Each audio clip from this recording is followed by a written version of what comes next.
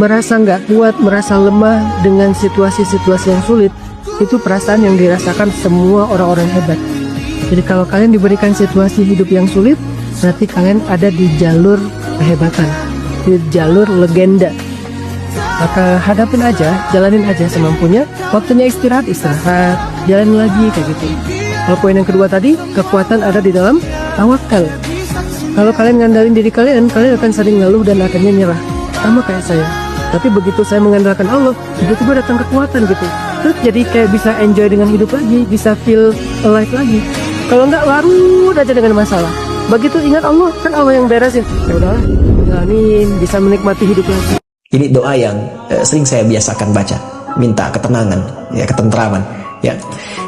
Saya ulangi ya. Allahumma ati nafsi taqwaha. Duhai Allah, anugerahkan kepada jiwaku pengendalian dalam takwa. Wa zakkiha anta khairu man zakkaha.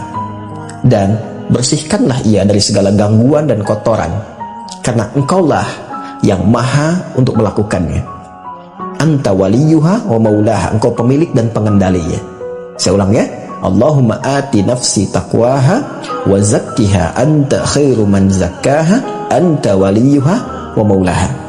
Itu doa asalnya. Allah punya 1001 cara untuk mendatangkan segala kebaikan dalam kehidupan kita. Jadilah hamba-hamba Allah yang optimis melihat keadaan. Bukankah Rasulullah suka orang-orang yang optimis? Sungguh membuatku takjub. Siapa ya Rasulullah? Kata Rasulullah, al-fa'lu. Siapa al-fa'lu ya Rasulullah? Orang-orang yang senantiasa optimis dalam setiap keadaan. Jangan menyerah, mukmin pantang putus asa. Jangan takut kehilangan rezeki. Jangan pernah mencuri. Jangan pernah ngambil punya orang. Karena punya kamu akan saya berikan sempurna. Kamu ngambil punya orang, maka kamu akan menyulitkan diri sendiri. Itu akan dikembalikan pada yang berhak. Ya, turun Quran surah ke-51 ayat 22. Dirinci, begini cara nyarinya. Quran surah kedua ayat 168. Kalau Anda ingin cepat baru bergerak, rizkinya sudah dapat. Quran surah kedua ayat 172.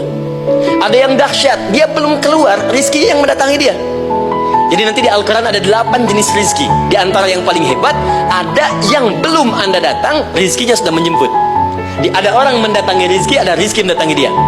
Orang yang sudah bahagia dengan hidupnya, dia tidak akan terintimidasi dengan pencapaian orang lain. Orang yang sudah kenyang sama perutnya, tidak akan sibuk rebutan makanan orang lain. Dan orang yang sudah berdamai dengan dirinya, dia akan mengapresiasi dan tidak sungkan dia memuji orang lain. Kenapa orang yang mensupport orang-orang jauh? Karena biasanya orang terdekat belum bisa menerima Anda sehebat itu, padahal berasal dari satu tempat yang sama. Makanya yang support kadang orang dari jauh atau dari luar.